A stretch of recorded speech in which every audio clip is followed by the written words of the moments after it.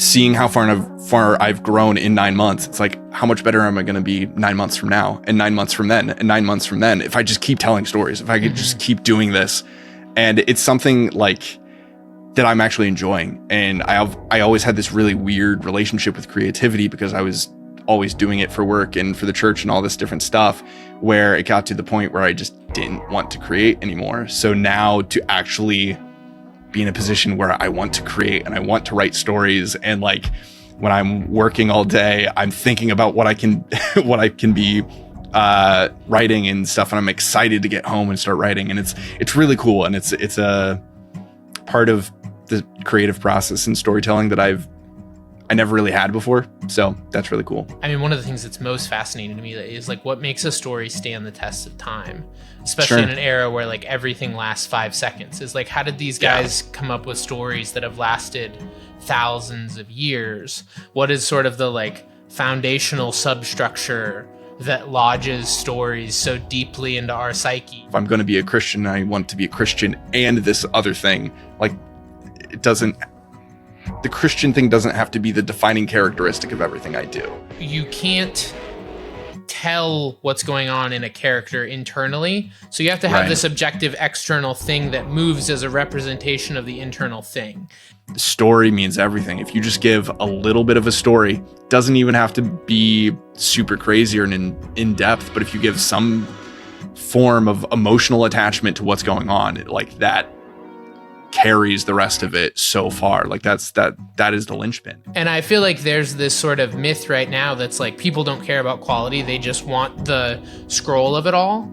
And like, I think you're gonna have to have a burnout moment where people go like, we want better things again, we're just bored. You're gonna catch a bigger fish that way. Like, you pulled out the old Fishers of Men story on me. That wasn't my intention. Okay, my dad's a big fisherman. How to find a pastor's son in a podcast. Hello and welcome to another episode of Second Order Change. I'm your host, Evan Borsier, and today we're going to get to listen to two former church faculty boys talk about their journey with creativity, literature, mythology, fiction. There's a bunch of stuff that comes into this, and what we're going to start the conversation centered around is James's recent project where he started doing original fictional work, writing, releasing it on YouTube and social media, and he was the writer, he was the voice actor, he was the editor, and he really made this incredible one-man show, and it caught my eye, and I was like, dude, we need to talk about this project. I had met him a year or two prior through a mutual friend, but I was just so stunned by his original storytelling work that we brought him in, and he's since been working on the Mitchell Day stuff to help us with world building and lore and backstory, and he's made some incredible flowcharts and organized a lot of little fragments that Mitchell and I had floating in our heads, and James has really built us a strong foundation as we expand the Mitchell cinematic universe. So if any of this is interesting to you, one, you should reach out to James or myself in general, because we love talking about this and we can always use more people to talk to. And two, if you're looking for someone to do work like that, reach out to James or reach out to us, because it's some of our favorite and most fulfilling things to do. So that's pretty much it. My only announcement for this week is that I'm partially blonde now. And if you're listening, that's entirely irrelevant. And if you're watching, you already knew that. So thanks for humoring me for that announcement. Quick reminder that it is not too late for you to get yourself off on a better foot with accounting and bookkeeping for this year. You already know Core Group, they're who I recommend, and they've made my life immeasurably better. And now that you're on the other side of your little holiday hangover, I know we're all hibernating a little bit still, it's worth reaching out. Just hop on a free discovery call. And if it doesn't work, it doesn't work, but it could be the thing that takes you to a whole new level this year. That's it. We're going to get right into our conversation with James.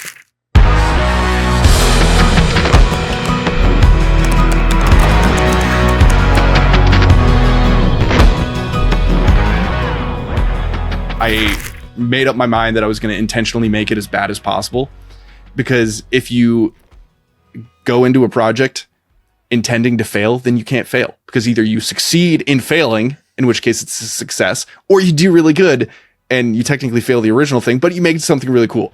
Where did your relationship with storytelling start?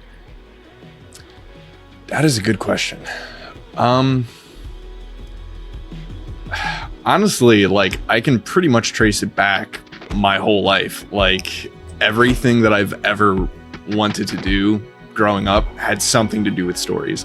Like the first thing that I ever thought about doing as a child, I don't know, I was probably 8 or 9, right around that age when you're like, oh, I want to be this when I grow up. I want to be this.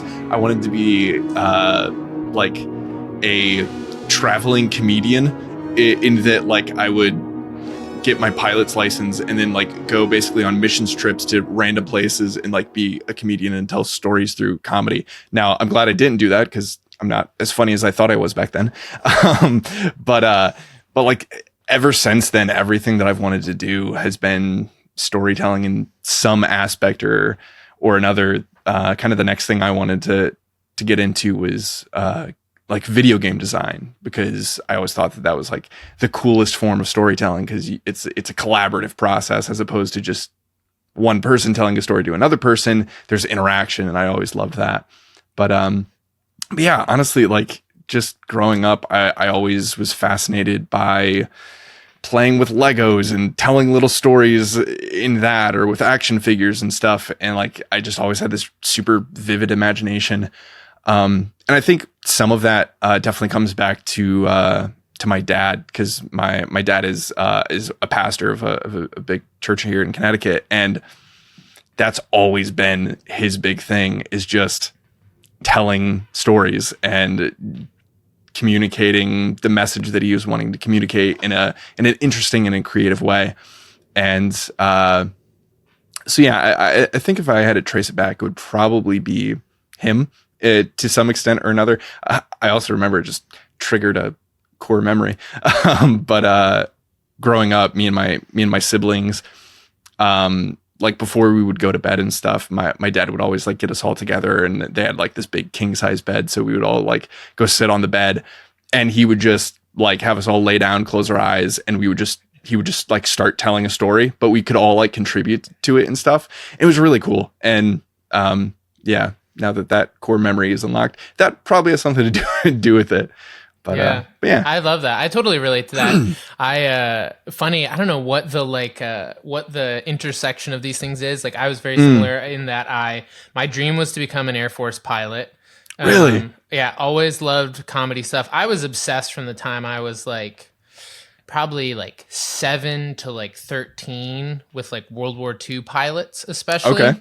To where like, we used to live in an area that had a pretty big regional library, and I was, relatively little at this point, and the librarians used to sort of tease me because I had like exhausted the library's resources of like boring old World War II like biography books and stuff. But yeah, like air stuff, always super cool. Huge Lego kids growing up.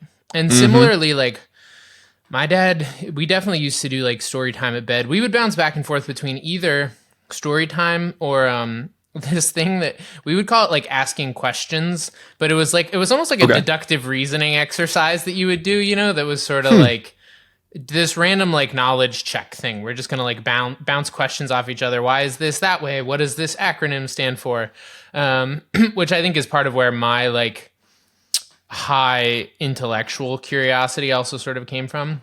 Yeah. But we used to read from early on. We used to read a lot of old stuff. Like we would go to like antique stores and buy like old Sherlock Holmes books or whatever. And it was like, we grew up in that like King James Bible world. And so everything was sort of like old Englishy, fiction, allegorical, early exposure to Narnia and all these sorts of things. And it's interesting, like in hindsight, because like, I don't think of my dad as like a big story art creative person, but like at that period of our lives, I feel like it was a big part of what we had going on, and part of what really pulled me into the magic of storytelling. So that totally makes sense. No, that's really cool. So coming out of that experience, I feel like there's this interaction that a lot of people with a art intent and a church background end up going through, which is the question of, or almost the pressure that like this is the story to tell, right? And that the mission is to find some way to remix this story to your locale. Which I think is part of where a lot of us end up actually developing a lot of skills in that, because there's this element, at least for me, of going like, I do resonate with a large amount of this story. I don't resonate with a huge amount of how it's told necessarily. And like, how can we sort of massage that in? But like, what was your experience with storytelling, both on the like more, I don't know, like that more like pure fiction side, and then this sort of like allegorical, religious, I don't want to say agenda driven, but I guess for myself and my experience, it was like, here's more how to tell a story with an agenda versus here how to tell a story for the sake of a story. Like, how did those worlds play out in your life? Yeah, I mean, when I don't know, it's weird because I've always kind of had a different viewpoint of it as far as like the allegorical stuff. Like, I was never big on allegory. Like, I appreciated some allegory, like Narnia. I loved Narnia growing up. It was creative and it was interesting, and it had allegorical parallels and stuff like that. But for me, like, I don't know, when I first started getting like this itch to create and to tell stories and stuff like that, it was never that I really wanted to tell those same stories over again. It was like, I want to tell new stories and interesting stories and incorporate some of these morals and stuff that I have. But yeah, I don't know. Like, it was one thing. It's kind of a side note, but like when I was first wanting to get into game design, actually, like, and I talked to my parents about it. I was probably 14 or 15 at this time.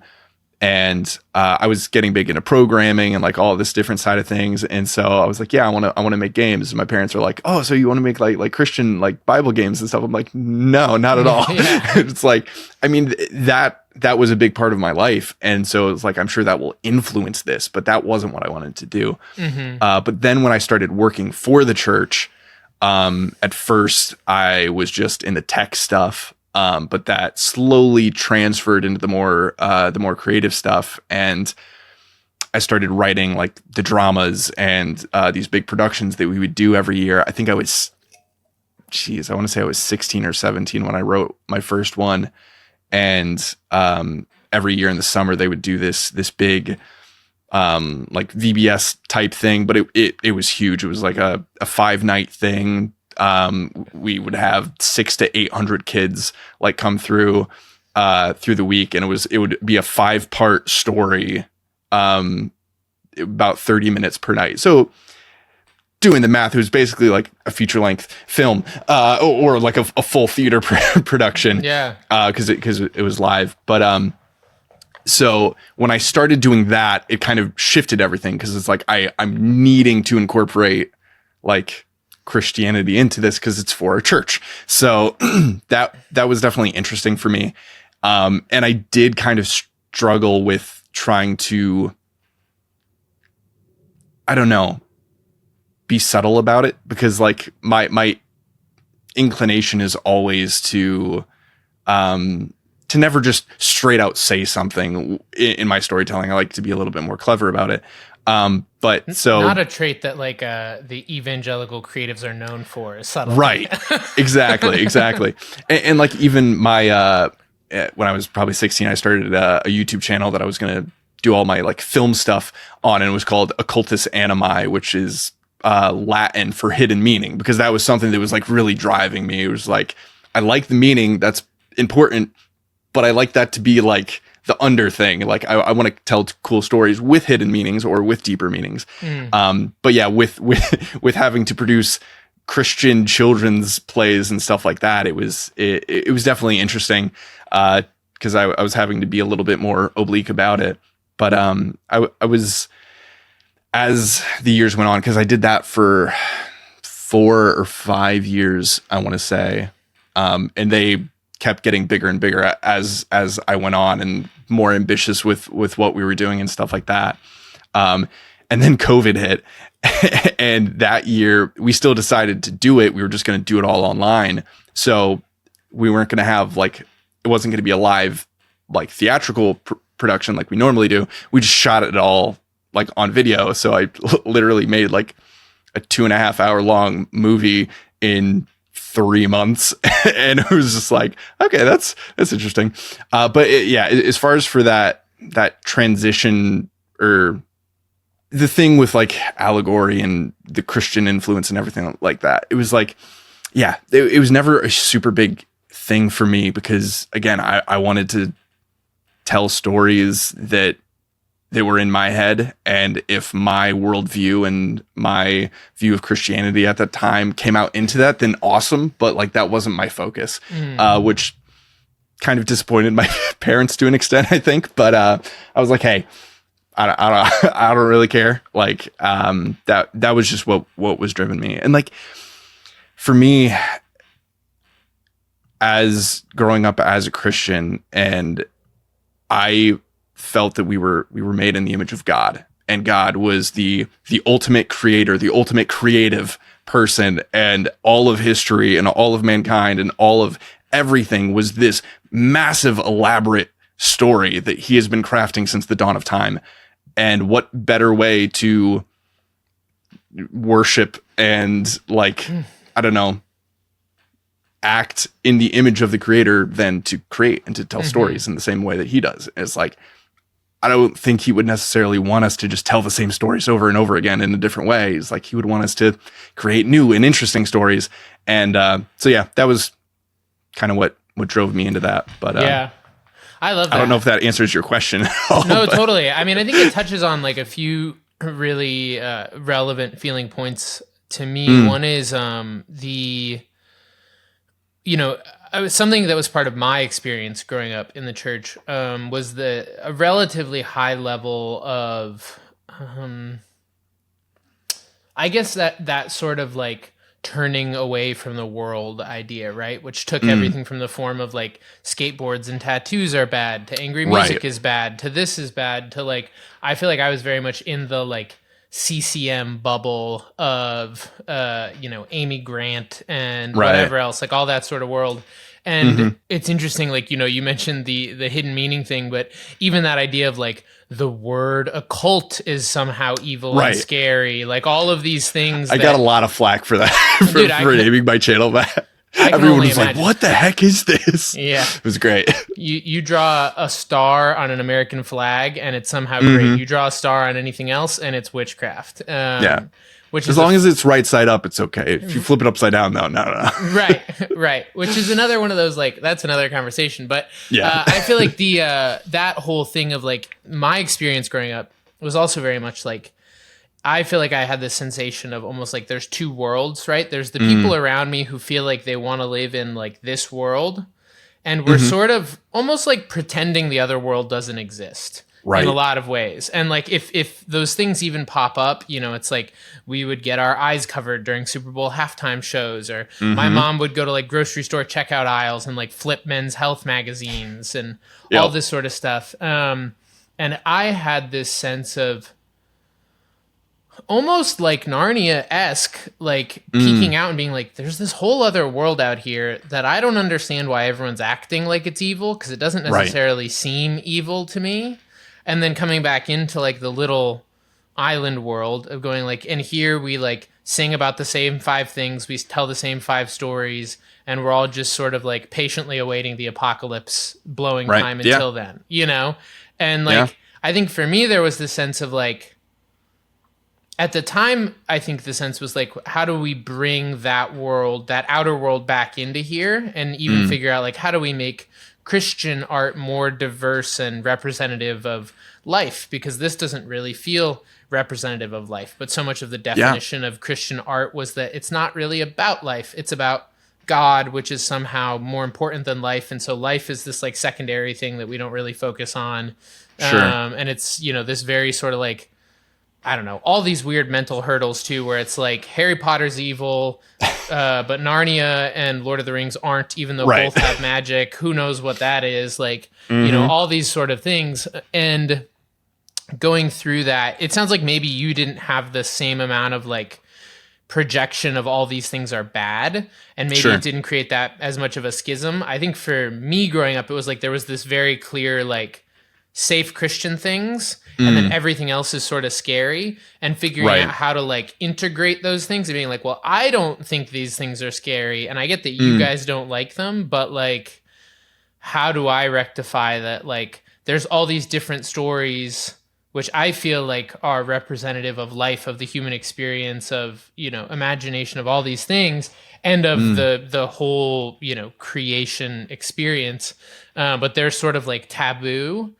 And that question of just like, how do I get out of there and dip my toe in that water while constantly facing the like mild existential threat of like, and am I going to be tormented forever for even considering this? Right. You know? Yeah. No, I mean, growing up, there definitely was an aspect of that taboo side of things. Like, I wasn't allowed to watch Harry Potter growing up. When like 2 years ago, when I told my mom that me and my now fiance had watched Harry Potter, she was like, what the heck, where did I go wrong? Kind of a thing.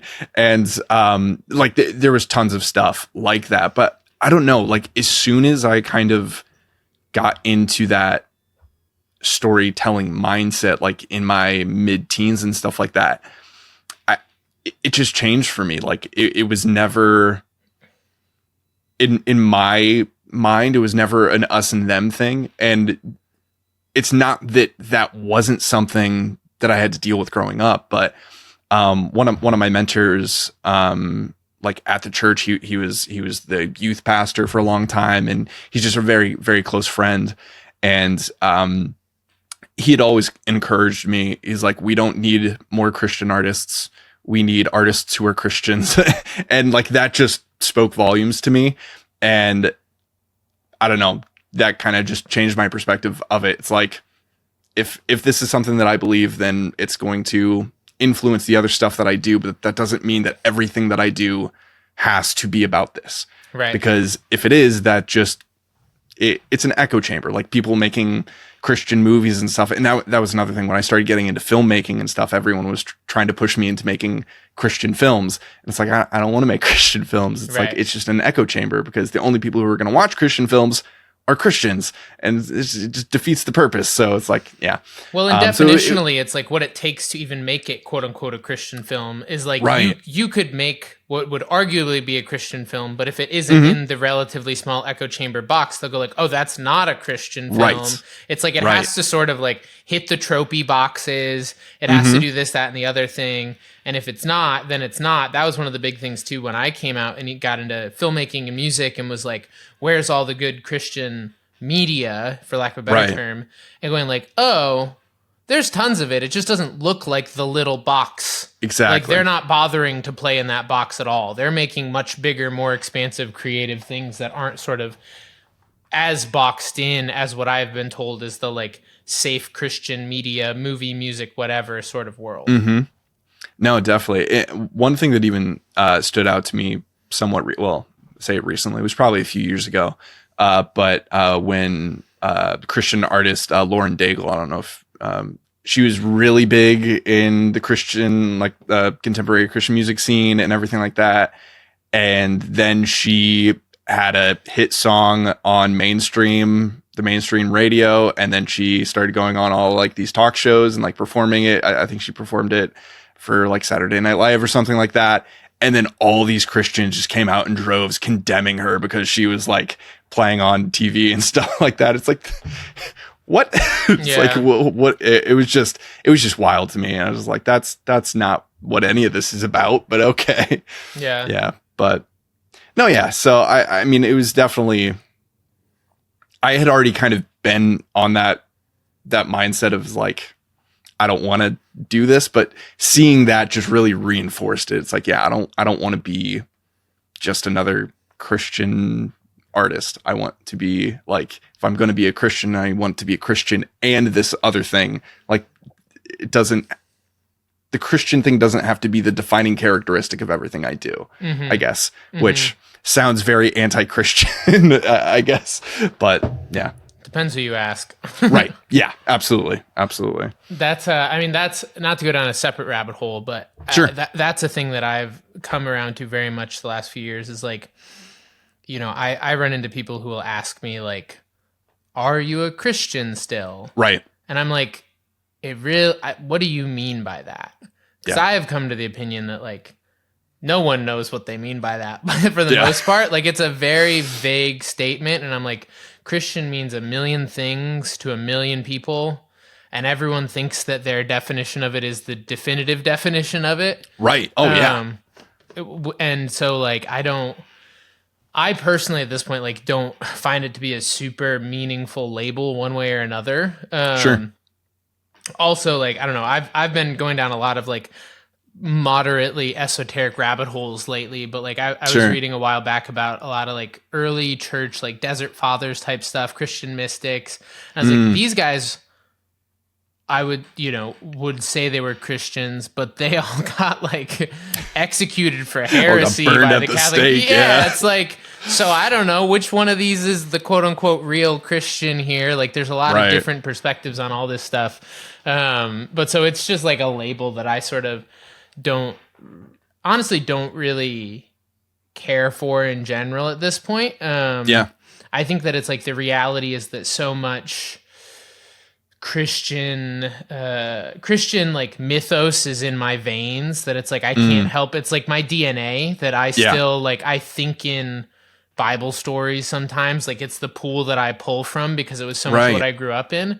And so it's like it's part of my fundamental existence. But like the label I find, to be totally honest, is largely an economic thing at this point. It's like if you can label something as Christian, there's a really clean, saleable market for it. There's a market for it, yeah. Yeah, and if you make a Christian movie, people will go see it regardless of whether it's good or not because it's a Christian movie. Yep. And so like in the art space, Christian tends to mean very straight down the middle, safe, unchallenging, easy to sell, whatever. And like, I don't personally super resonate with much of that stuff. And so it's like, I don't have anything against anyone that plays in that space, but I also don't feel any need to play in that space anymore either, where I feel like there was a period of tension of being like, oh, how am I gonna be a like quote unquote like good Christian artist?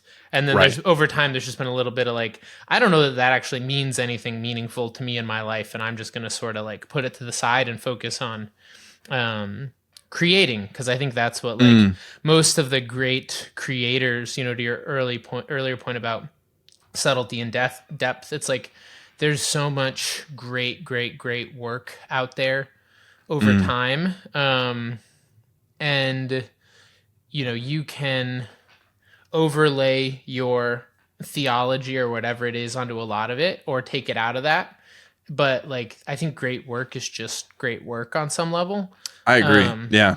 And so that's sort of where I've been like, I'm more curious about that sort of stuff. Like even what makes work great, what makes a story. I mean, one of the things that's most fascinating to me is like what makes a story stand the test of time, especially in an era where like everything lasts 5 seconds. Is like, how did these guys come up with stories that have lasted thousands of years? What is sort of the like foundational substructure that lodges stories so deeply into our psyche as opposed to being a jingle on TikTok or whatever? So I'm curious about that, like with your work, the stuff you've been doing lately, maybe like if you could set it up, where did this project, I don't even know how to describe it. What are you doing? Where did it come from?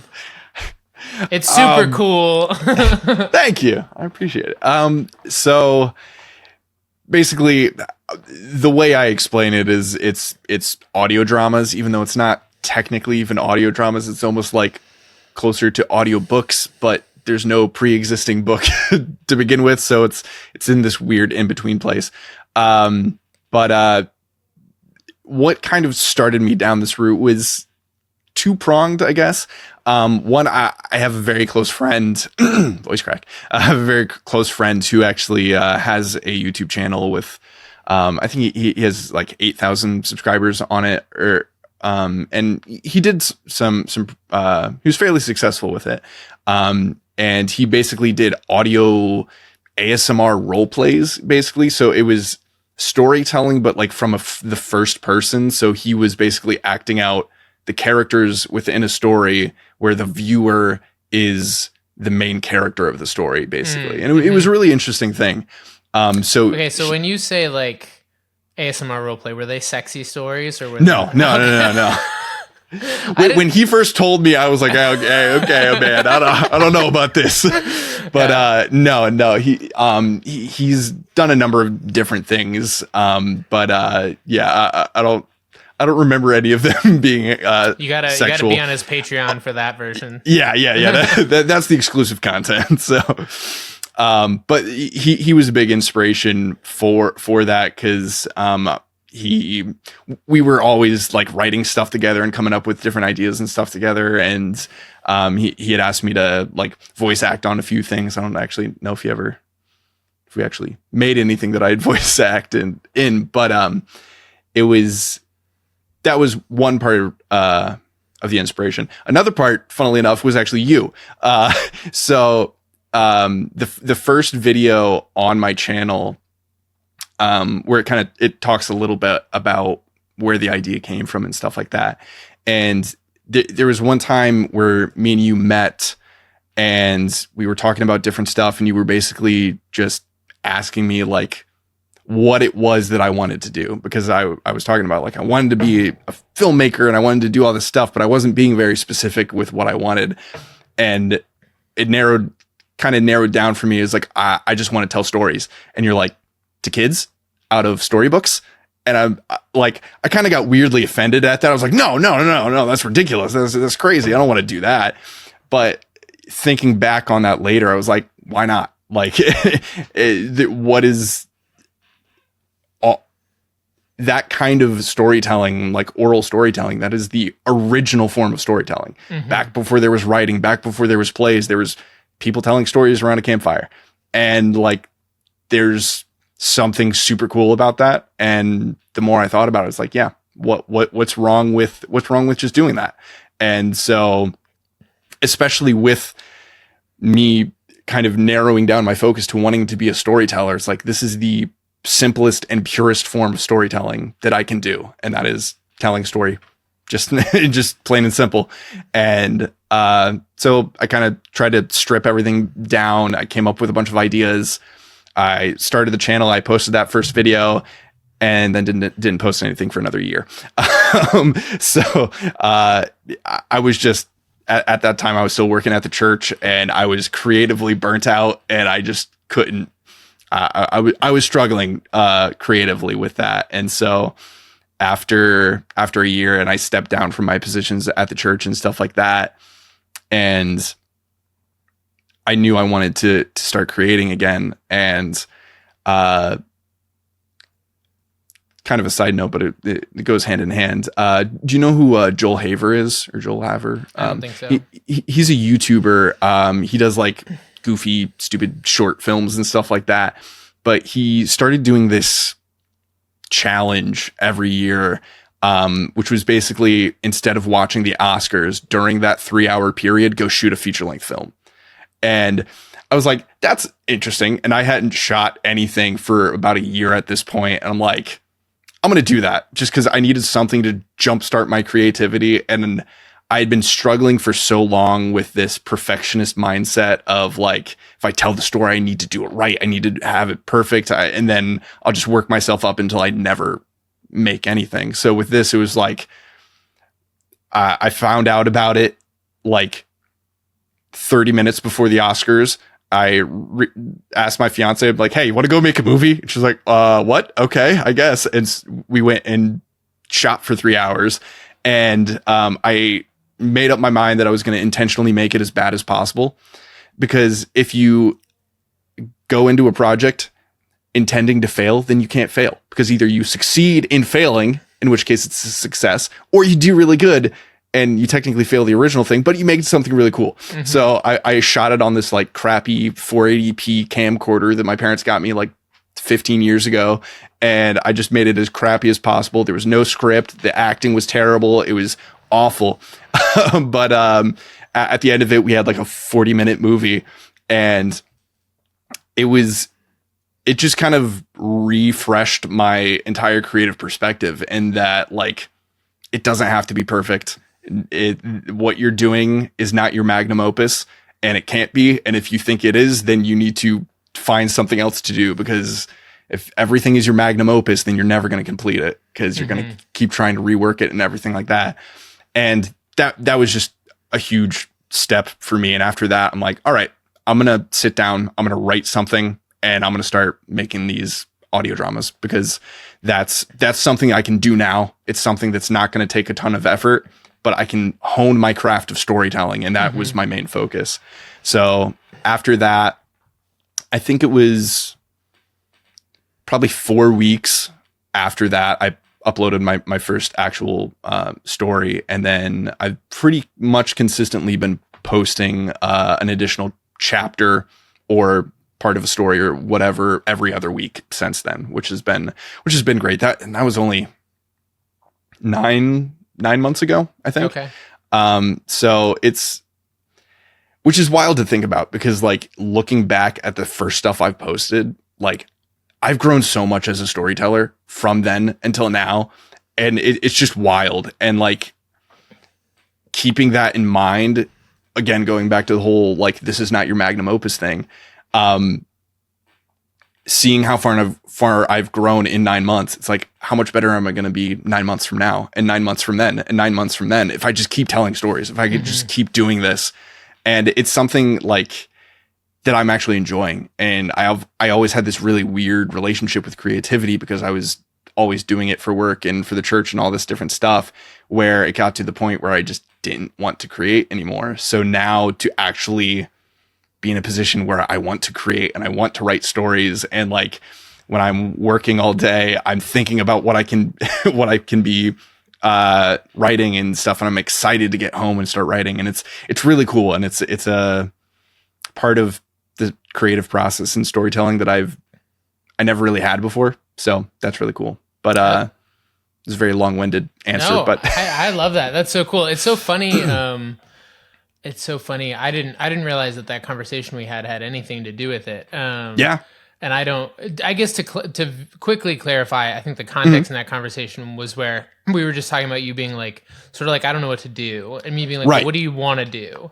And I think you were like, well, I want to tell stories. And when I said like out of a book to kids, it was sort of snarky, but it was like, be more specific was really the sense of like, it's such a vague thing to say you want to do. Right. And for the sake of our own clarity, it's like, I can give you a million versions of telling stories right now. Which one do you actually want? Right.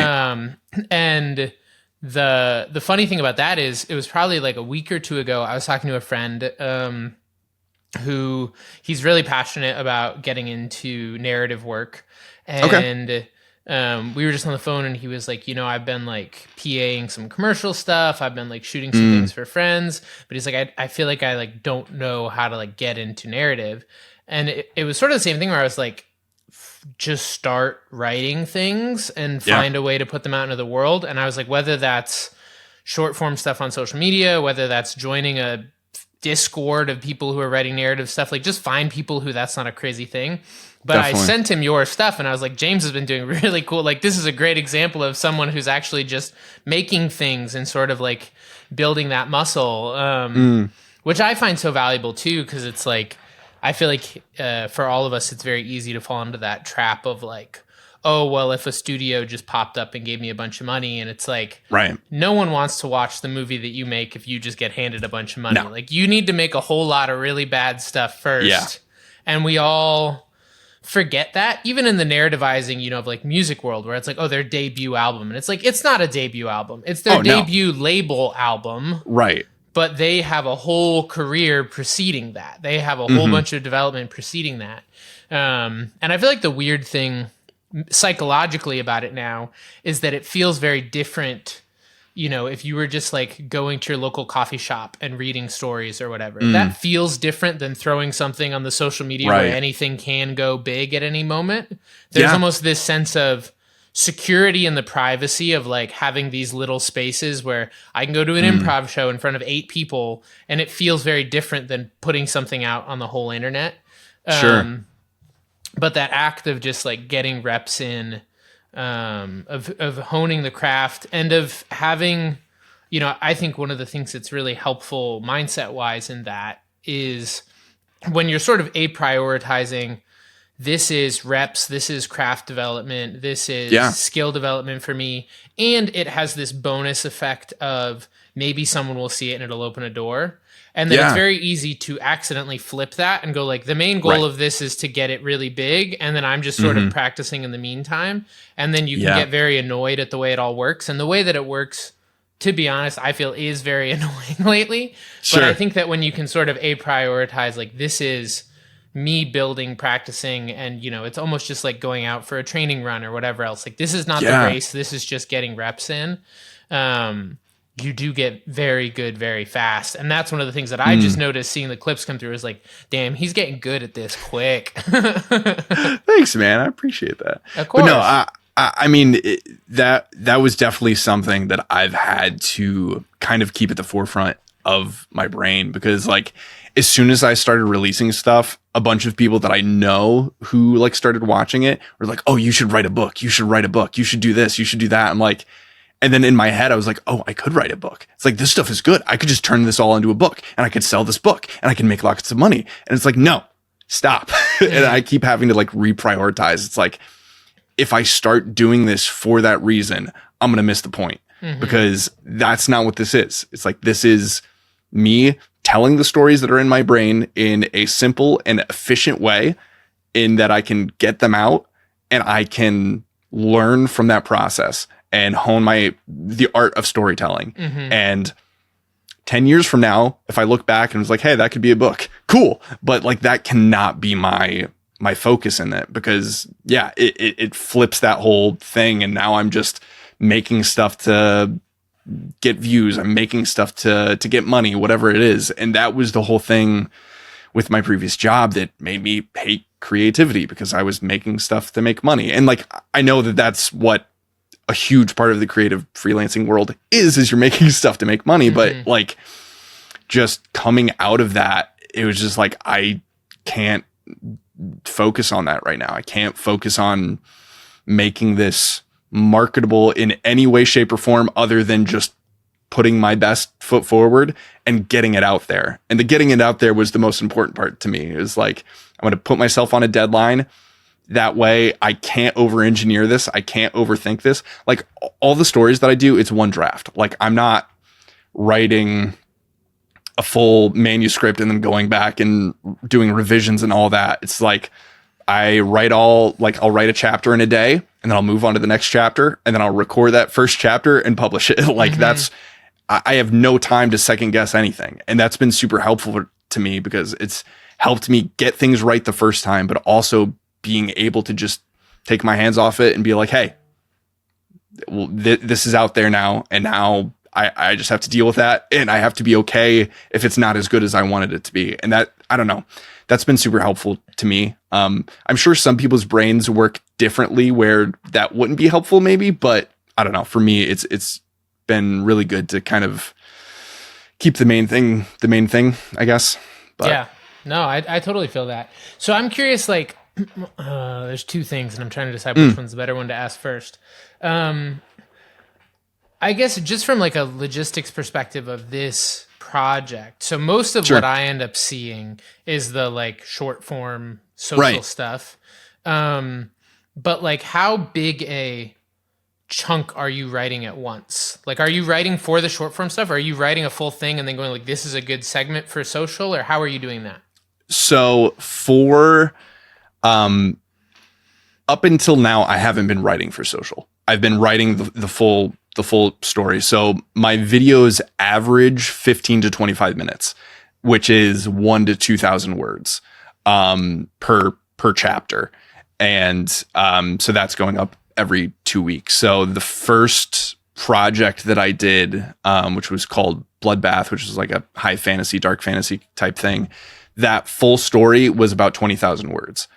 And basically, I'm just taking bits and pieces from that story and reading them for the shorts. But you are also, so you're writing a 20,000 word story, 1,000 to 2,000 words at a time. Yep. Linearly. You're like, I'm starting in chapter 1, and we're just going to go through week over week and tell this whole thing. No revisions, no drafts, just straight through and blitzing it. And is there any sense in that of like, process wise, are you going like, this is the mountaintop, this is the twist, this is the anything? Or is it like, here's chapter 1 and we're going to let it play out as it goes? Do you hold yourself within the confines of the week, or do you think ahead a lot? It depends. I'm not super strict with it at all. Like, the first one I did, I had a basic idea of how I wanted the whole thing to play out. Excuse me. I knew how I wanted to start. I had a few beats in the middle that I knew I wanted to hit, and I knew kind of how I wanted it to end. And so after I released the first chapter, I was just like, well, I guess I'm doing this now. And so it was just kind of crash or burn. I just figured my way through it, and I hit the beats as I could. The second one I did, which is called Prophet, it's more of a sci-fi story. The full thing of it was around 20,000 words as well. And I had a little bit more of an idea of what I wanted to do with that, just because as I was writing the first one, I was already thinking of like, oh, what do I want my next project to be? And I was started getting inspired on different things that I wanted to do with that. So I had a little bit more of an idea going into it, what I wanted to do. But ultimately I don't do an outline. Like, I don't have like a strict outline of like, do this, do this, do this, do this. I have like a word vomit page where it's just like, oh, this is a cool idea for a story beat. This is a cool idea for a character. And then I just fit it in wherever I can. So, which again, it's probably not the best way to actually do it if you're actually like looking to write a book or write something like that. But just for getting these ideas out there, it's been super helpful to be on that deadline for me. But yeah, so I write it a chapter at a time, and then wherever I am in the story at that point, when I want to shoot some short form stuff, I'll just literally I print it off. Like, I'll print off everything that I have so far, and I'll just set up my camera and my rig and everything like that, and my blue screen, and then I'll just, as I'm about to shoot, I'll just look through. It's like, oh, that would be a good short. That would be a good short. Like, no planning. It's just like, oh, that would work. That would work. And then I'll just record a whole bunch and figure it out in editing what I actually want to use and not. So that's been interesting. But as of this past week, I just started a new series a few weeks ago. And I've been talking with a close friend of mine who he has a super big YouTube channel. He has like, I think he just hit 1 million subscribers, which is awesome, mind-boggling. But he's kind of been giving me different pointers and stuff like that, especially with the short form, because that was what he really blew up on. And it just wasn't super sustainable for me to keep doing it like I was doing it for the short form stuff, just because it was hard for me to, honestly, it was hard for me to condense part of a story into 60 seconds. Because, like, again, this is a 1,000 to 2,000 word chapter, and I'm trying to condense a small part of it into, I don't know what 60 seconds is as far as words. It's probably like 200 words or something like that. It's like, it's hard to tell any kind of a meaningful story in that amount of time when you're basing it on this larger piece. So I was struggling a lot with that, because there's a number of things that I did record, and then when I was editing them, and I edited it down as short as I could, and it was like 1 minute and 30 seconds long. I'm like, okay, well, I can post that on Instagram and TikTok, but I can't post that on YouTube. So it's like it started to be a bit of an issue. So I started actually intentionally writing stuff for shorts this past week. So I'm starting off with like basically character intros. I posted one today, and I posted one on Saturday, where it's just a character in the project that I'm working on right now, and I kind of go into a little bit of detail about them and stuff like that. But I do it in a creative way, and then also once I get the character intros out of the way, or I might even go ahead and do it. I decided because this current project is all from one character's point of view, which the previous ones have been from multiple characters' point of view, but this one's just from one character's point of view. So it's like, well, why don't I take little pieces of the story and try to tell them from the other character's point of view, since I'm not getting that in the main story? It's like, this way it's not taking anything away from the main story, and I'm not trying to limit what I'm telling. I can tell it as shorter as long as I need it to be. So that's been a really cool concept that's kind of come in, and I'm going to be working with going forward. So, but yeah, with the short form stuff, it's like I'm constantly evolving it and changing it. I mean, the first one I did was just me standing in front of my fireplace, reading off a script. And then the next ones were in front of a blue screen because I thought it would be cool to throw up a cool backdrop. And then the next set that I did, I designed a whole 3D environment to like do it in. And I was like, which was really cool, but it was like, this is so much work for like such a small like clip. So, but yeah, it's still evolving and changing, and I don't know. I'm excited to see where it goes. They're so cool. Where did the take a deep breath thing come from?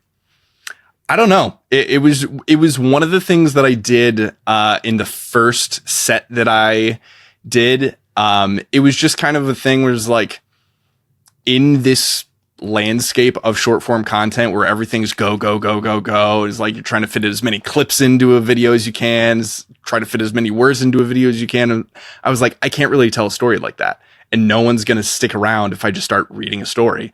So it was just like kind of an idea. It was like, maybe I can get people to like chill out for a second and then they'll actually want to hear this.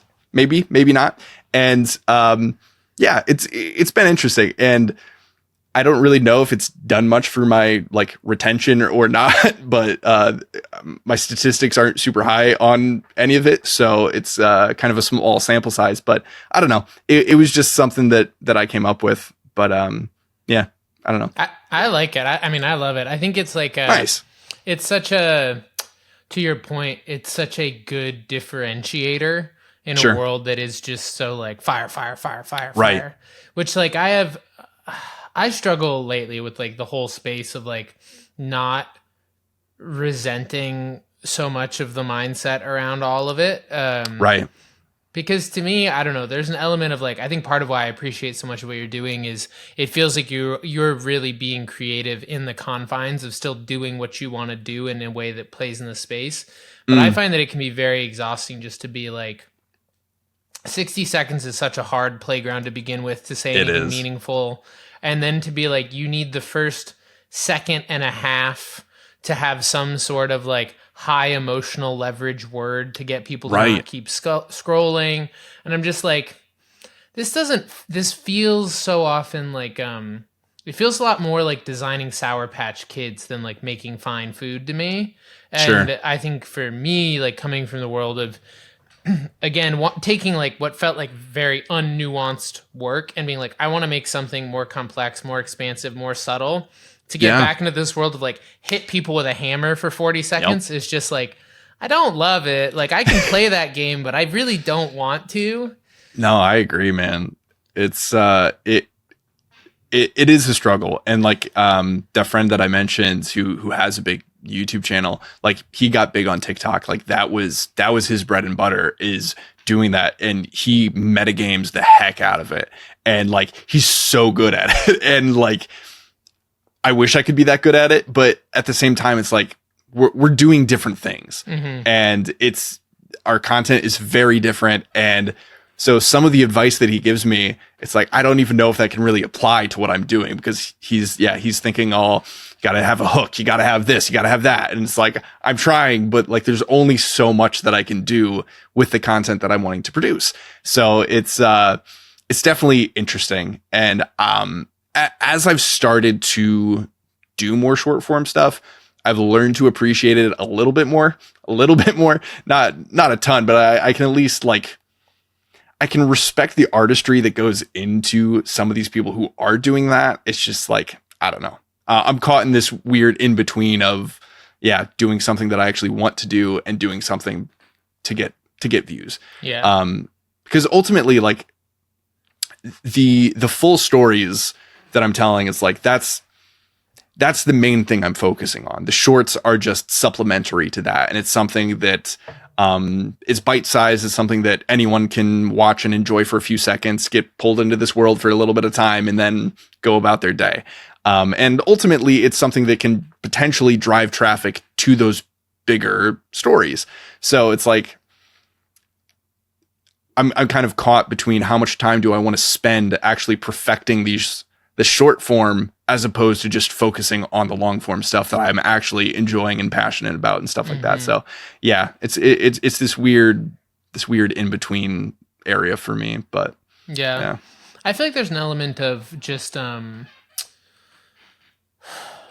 don't know. I feel the struggle of like going like how much of this is like me being sort of like obstinate and naive to not play the game, and how much of this is being honest to yourself, because like I think there's a very defensible position that it's like this just isn't the game that you're trying to play, and there are people who aren't looking for that, and like so to play the you know, I don't know, you won't believe how he escaped game is like if that's not the game you're trying to play, it may work.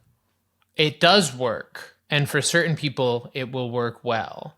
Right. But in the same way that like there are brands that aren't doing social media ads, you know, you're not going to see a Rolls Royce billboard. You're not going to see there's just a sense of like knowing who you're for and how you're serving them. That I think that one of the things that feels tough lately is that there's so much pressure to be doing short form motion content, no matter what you're doing. That's like a necessary thing. And then there's a strong narrative of, and this is the way to do it. Mm-hmm. And I personally fundamentally reject both of those statements. And I'm like, one, you just don't have to be doing it. And two, you definitely don't have to be doing it like anyone else does. Yeah. But that's part of why I think that what you're doing is really cool. And I mean, I think in the long run, it's the kind of thing too, that like people, the true fans are going to be fans of the deeper stuff. And so I'm inclined to believe that like holding that stuff as the priority. Are you going to get a 3 million view pop off in the next month? Maybe not, but I don't know. Not. I don't know that has to be the goal either. No. But I feel like that's so much of like the general attitude is like, it feels like fishing with dynamite to me almost, that it's like, we're just looking for like a big haul, and we're okay if we only ever get one, but like, we're all fishing for this like, exponential explosion. And that like, I think the people who are willing to play the long game are going to end up building more sustainability over the next few years. Cause you also see a lot of people, especially on the like short form platforms, who like pop off very briefly and then just like lose it and it never comes back. Right. You know? Yeah. And so that's the weirdly transient thing about like short form right now is like, you can have a clip pop off and get 30 million views, and then no one ever watch anything you post again. Like one of my best friends, there was a video of his kid a few years ago who somehow got a toilet seat stuck on his head. And my friend had to cut the seat off the kid's head, but it like went like 50 million view viral on TikTok. Wow. And they had this moment where like they're on Fox News, you know, it's like a whole thing. Right. But there was no continued momentum. You had a moment that caught the algorithm's eye, but it's sort of like an America's Funniest Home Video moment. Like, and if you aren't able to convert all of that into here's us and our family and our story. And there was like this moment of their life where they were like, are we influencers now? And it just sort of ended up being like, no, it's this weird pop off thing that happens now, but that's not the same thing as being a sustainable long form storyteller, you know? Right. And I feel like there's been this movement away from the craft into the promotion of the craft, whether or not the craft is good. I've been reading this book by, I'm going to forget his name now, but it's the guy who wrote The Golden Compass. Okay. And it's called Damon Voices, I think. And it's a whole bunch of his like essays and presentations on storytelling put into a book. It's very good. I think you would really like it. I'll check it out. One of the things that he talks about early on is that he's like, he talks about the million different ways of writing a book, that he's like, there's some people who, you know, start out with a very clear plan and they bring the plan to the publisher, and the publisher tells them to revise this, and then they come back and they execute that plan. He's like, there's some people who have an idea, and there's some people who have no idea what they're doing and only find out when it's done what the book is about. And he's like, I tend to be one of those people. And he goes, the only similarity is that we all end up with books, but everything else is like totally different. Good. But there's something, I'm going to forget the quote now, but where he was sort of talking about this, like the primacy of the story at the end of the day, that it's like, this is the core thing that everything else is dependent on. If the story isn't good, all the marketing, all of the, everything else has nothing to really amplify. And that if you Right. focus on making a core thing that is very good, it only gets easier and easier to actually promote that thing and put it out into the world. Yeah. No, it's the linchpin for sure. Yeah. So on that note of like process wise though, are you someone who, I'm going to guess you're not, just based on the volume of actual work you're doing. But are you someone who like reads about writing or about storytelling a lot? Are you someone who like are you onto the like intellectual understanding of the craft, or are you more of a hands-on creator? And do you find that stuff helpful or harmful to your process? It's an interesting question. Because growing up, the subject I hated most in school was English. Like, I hated writing, I hated grammar, I hated spelling. None of it made sense. I was a very logical person, and like in math, 1+1 is 2. In grammar and spelling, nothing makes sense. It's like they'll tell you one rule and then they'll break it in the next lesson. It was awful. I hated it.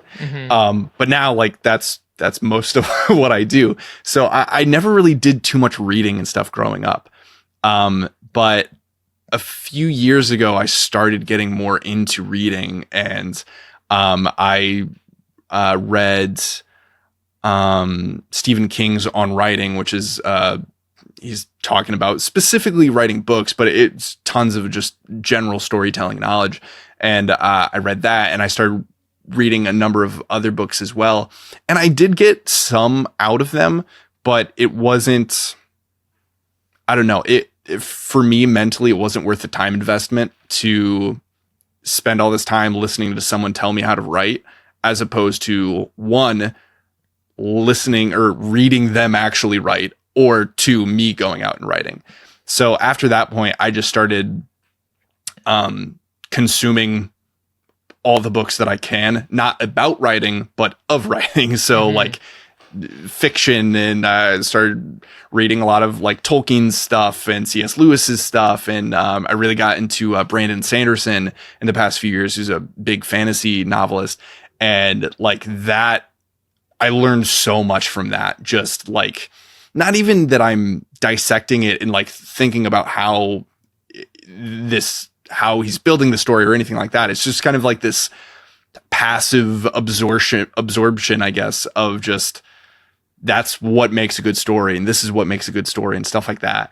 And that's helped me out a ton.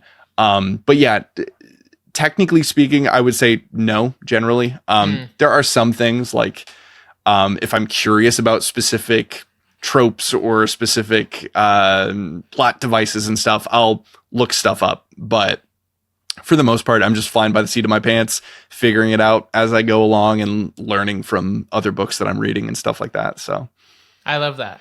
I feel like that was very much like my experience with filmmaking, is just like looking at good work and then figuring out how to incorporate elements of it. Which is one of the other things that like I sort of find annoying about the internet lately, is that it's so hard to actually find good work. That, like, so oversaturated with everything, with just stuff. And like when I was coming up, it was like Vimeo was this big hub for sort of like filmmaking, commercial filmmaking, documentary filmmaking, and you could just go in and sort of get like drown in this wave of really well created things. And that I found that the work in general always coming out better around then, because it's just like you get skewed to those ways of thinking, right? It's like, this is how we view the world. And that I think there's so much value, there is value in learning, but a lot of the stuff for me though, like learning the technical side more often ends up being a validation or a opportunity to language something I was already doing and didn't have language for. That, like, I remember an example of that was I was listening to this Ken Kwapis audiobook on directing, and he was talking about objective correlatives and this idea of like when you have a basically like a non-physical thing that has to shift in a character, that you can't tell what's going on in a character internally. So you have to have Right. this objective external thing that moves as a representation of the internal thing. And so you have to sort of have this, you know, whether it's Aragorn's sword breaking or whatever it is, like there Sure. has to be an object that you connect the internal character development to, and that then the audience, consciously or not, gets to experience this is the thing that's changing, and now we get Right. that thing changed. But if you didn't have an object, you would have to just say like, and then his heart grew 3 times that day, you know? Right. Yeah. And like that was a moment to me that's like, oh, I've never heard the term objective correlative right now. I've done that in films because it's like, but for me, it was just the question of like, how does the audience know that this is happening? And then you just answer that question. So like learning some of the technical stuff can be helpful.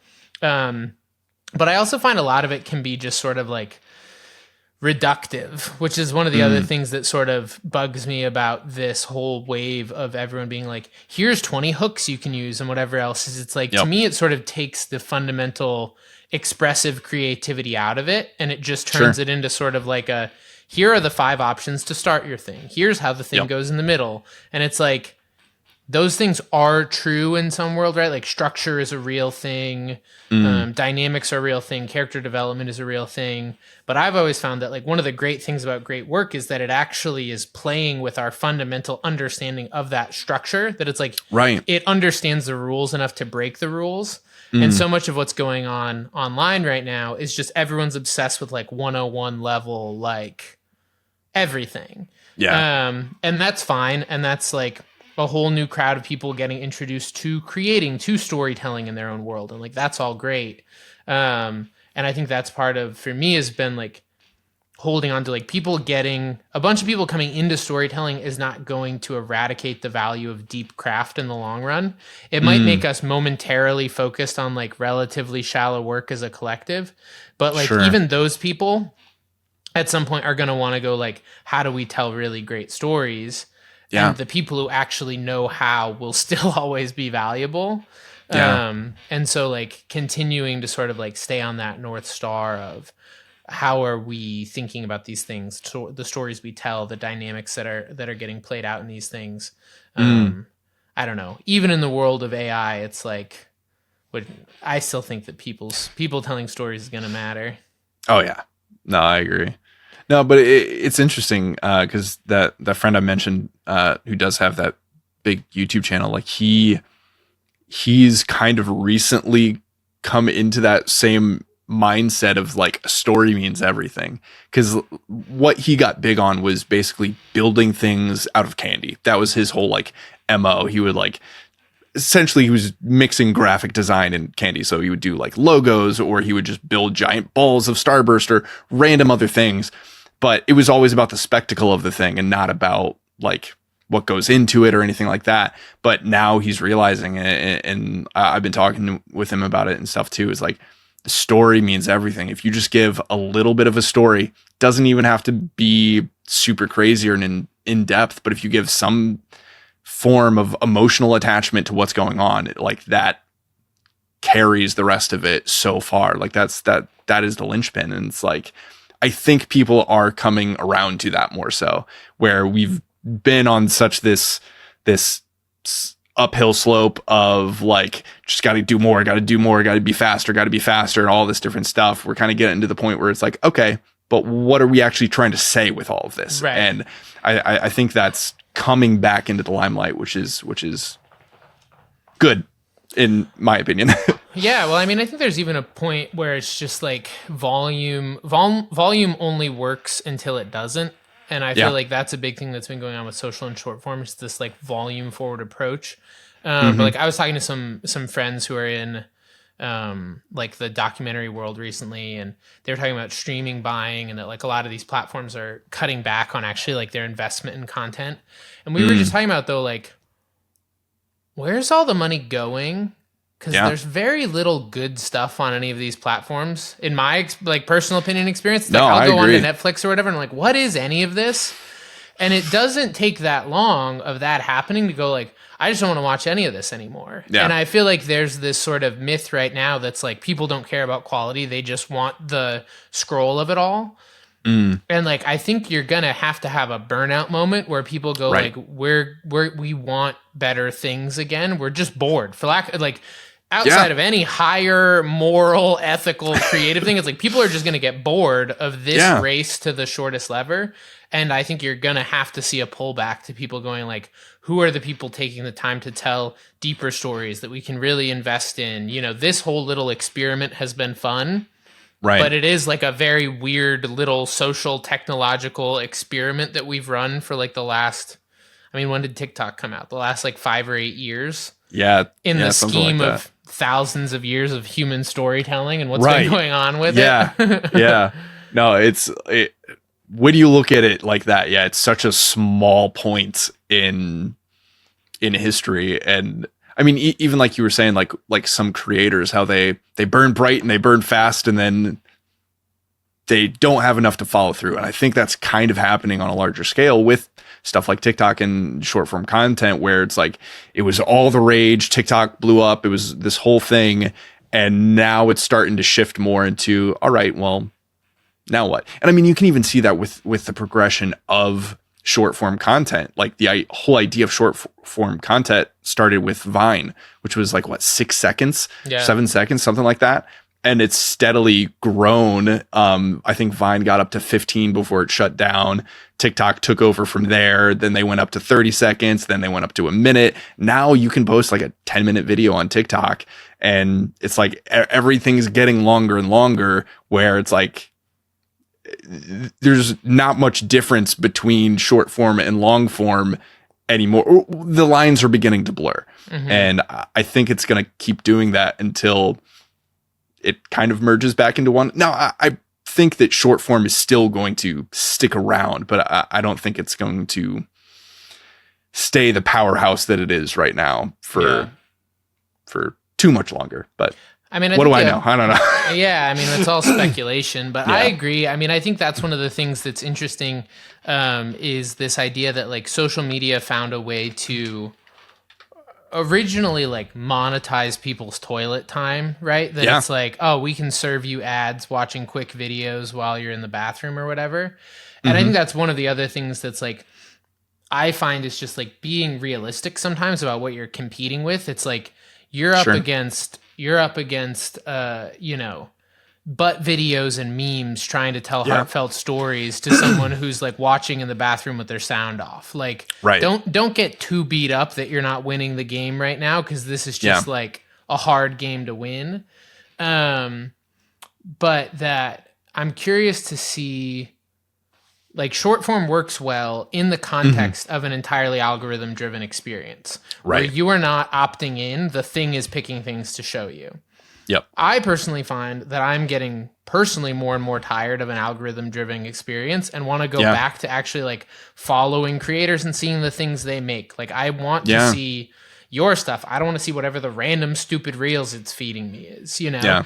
And that in a world where people push back against algorithms and are actually opting in. I mean, even like, I find TikTok search is horrible.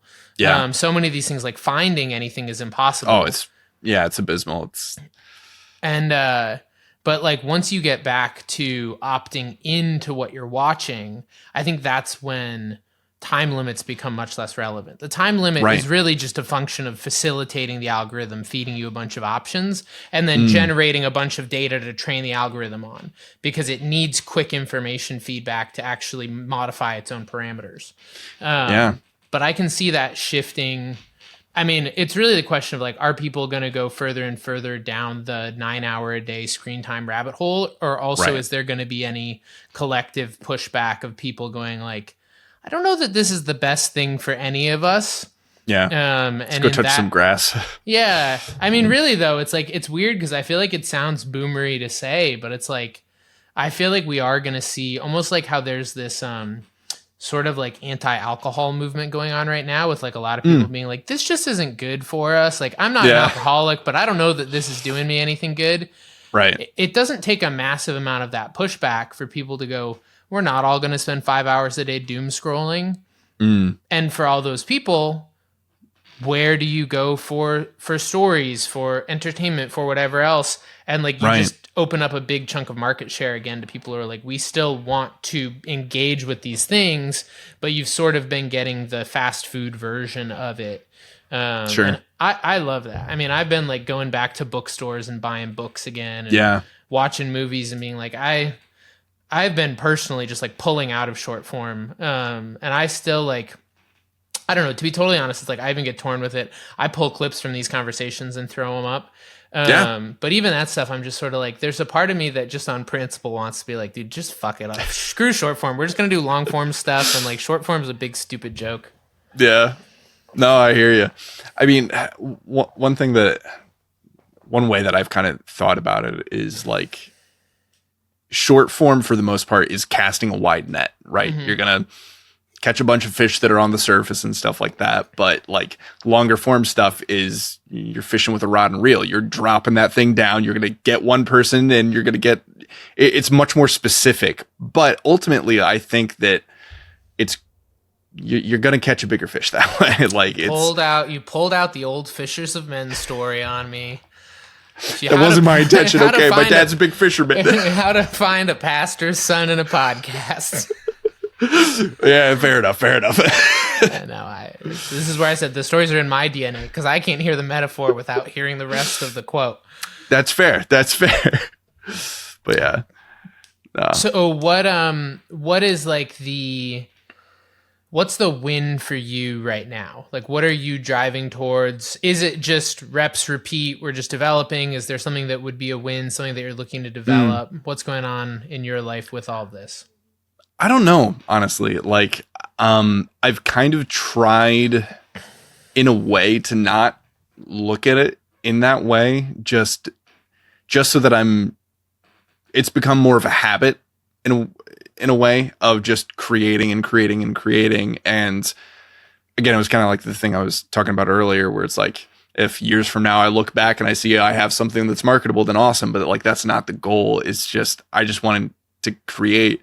And even for like monetization, like if I get to the point where I can monetize, I don't even know if I want to, because again, it's going to be connecting that idea of money and creation again. And it's like, I don't know, for me, that's such a slippery slope. And so I don't know, at this point, I'm just writing and I'm just enjoying it. And, that's been good for me as it is. And like, I'm working just a normal full-time job right now, and which has been, well, it's not normal. I'm installing tile. So I'm working with my hands, but it's letting me think about what I want to do and not have to, again, connect money with creativity, which has been just super creatively healing for me. So yeah, long-term, I don't really know.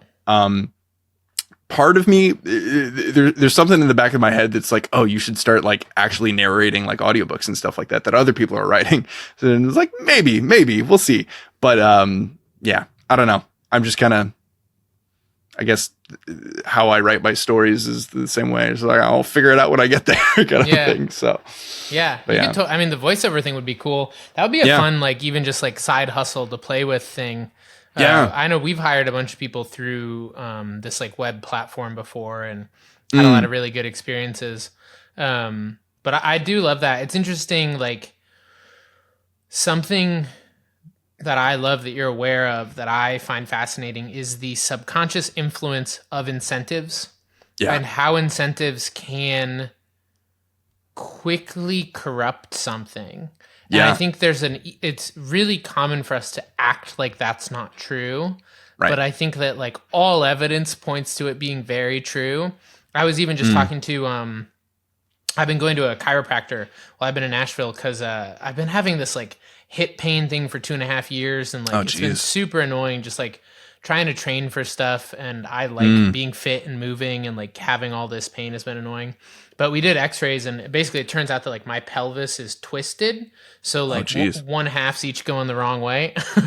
Oh, did you like put something about that on your story? Yeah, I posted the x-ray and I was just like, oh, well, information's good. It still doesn't feel good that you still have a problem, but not what you want to hear, but It's better than though it was like 2.5 years ago when it originally happened. A doctor told me that he thought that I had torn my labrum in my hip and was going to need hip surgery. Oh, and wow. I was like, I'm 27. I don't want hip Yeah. surgery. Like, and so this x-ray now, finally, the guy was like, based on everything we can see, like your hip itself is fine, which is good. But basically the like torsion created by your pelvis rotation is putting a lot of uneven loads on things. Interesting. And so you're experiencing it like in the muscle and soft tissue on that side of your hip because things are longer. There's actually like a little bit of spinal torque getting applied too, which is just like shifting loads on everything. But he was working on me and he was just sort of talking about the medical industry. And he was talking about how a lot of treatments aren't getting applied because the compensation system does not compensate them as well as other things. It's like at the end of the day, you're going to get paid more to give someone a shot or to prescribe them this or to go under the knife.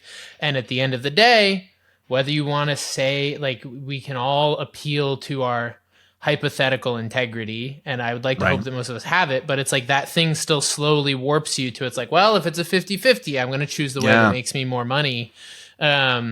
And I think that's one of the things that's so interesting about the whole short form experience is that the incentives are so clear. And to me, when you watch this, most of the stuff that is quote unquote performing really well, it's built around playing what is incentivized really well. Right. And that like, that's fine. That's not good or bad. It is what it is. But to realize and just be honest about like the content coming out of this is a byproduct of a click view based high volume wide audience attention management game, and that like to do that well there are certain things that you're just like not gonna do because it doesn't make any sense, you know, like if you were to be like, I'm gonna put out my whole audiobook on YouTube, it's like okay, and then 1 million people watch it and you get $3,000, not worth making a whole audiobook for $3,000, you know. And so there's this whole incentive structure that shifts what you're building to go, okay, well, we break it into smaller and smaller pieces because we get the same amount of money for a view on a small piece as we do a big piece. Now we go into series. Now we go into finding ways to hack the algorithm game and keyword things to trigger people's algorithmic Venn diagrams to connect creators. And like, it's a whole funny game that's really, I find, you know, it's the reality of the world, but it's just much more economically driven than everyone I feel like wants to act like it is. Yeah. And it's one of the things that I find fascinating about things like books and movies and other forms of art where it's like, okay, there is this like economic thing, but it feels like there's almost this separation, right? Where it's like the thing gets made and then the thing gets brought to market. But it's not, I'm sure there's still levels of like publishing incentives and things that are playing in, but it's not quite so tangibly like, it's not such a short lever between the art itself and the monetization of the art. It's not like it's instant gratification of, like do this, get paid. It's a more of a process. Yeah. Right. And like, if you were to try and do Dune through TikTok, you would never get Dune. It just wouldn't make any sense. You know, like the amount of world building that you have to do would never play in a short form world. Right. Yeah. Which is one of the things that I find fascinating, even just in the world of like the stories that we hear and the lessons that we learn when you're biasing everything towards sub 60-second sound bites. There's a lot of things you just can't explain in 60 seconds. Yeah. And that right now those things are largely just not being said. And so we're all focusing towards what are the things you can say very quickly that feel like they give people growth on their journey. Even the storytelling one, it's like if you start doing storytelling tips, it's like, what are sub 60-second storytelling tips? Which may or may not be the most helpful storytelling tips, but they're the ones that are going to do the one best. I can fit. Yeah. Right. Yeah. So it's a very weird space to be in. How do you find YouTube discovery to be going for you? As far as my like content being promoted? Yeah, like I hear very mixed things from people. I've had very mixed experiences. I have not been consistent at all with YouTube probably in the last like 5 or 6 years. Sure. But I hear some people that are like, oh, it's just as strong as all the short form platforms. And other people who are like, I don't know, it feels like throwing things into the void on here. I don't think it's quite as bad as like TikTok and stuff like that. Cause I mean, as you said, TikTok, there's like no searchability. There's no way to find things that you're looking for. YouTube has that. So it's like, if someone's like looking for, I don't know, sci-fi story, they can look that up. Or a lot of my stuff comes up in like ASMR stuff too, because there's a little bit of an overlap there. I mean, what I'm doing isn't ASMR intentionally, but it's just voiceover storytelling, and that kind of fits in that category. So I get a lot of recommendation stuff from ASMR content. So it's been pretty good for me, honestly. Like, at first it was very slow going. Like, my first video, I think I released it and I got 30 something views in the first few days. Most of those were people that I knew that followed me from Instagram or Facebook or whatever else.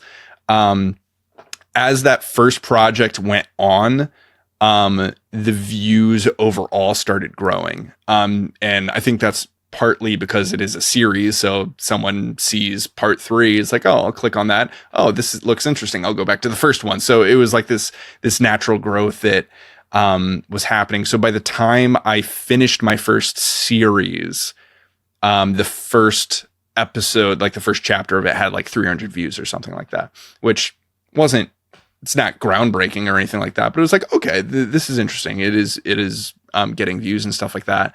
And then I took all of the chapters of that first story and released them as one video, just as like a collection of all the different ones.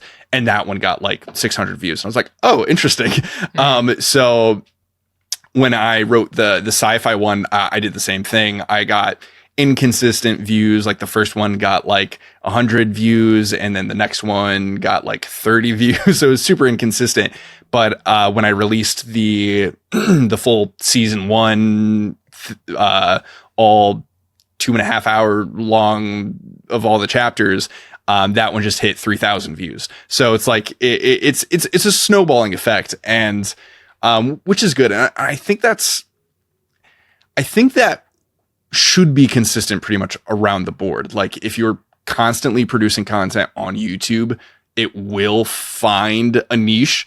And because that is one thing YouTube's algorithm is pretty good at, it's connecting you with a niche. And like, cause that's what its intention is. It wants people to watch your videos, because then it can eventually sell more ads on it. So it's like, they want you to be successful. They want you to monetize and stuff like that.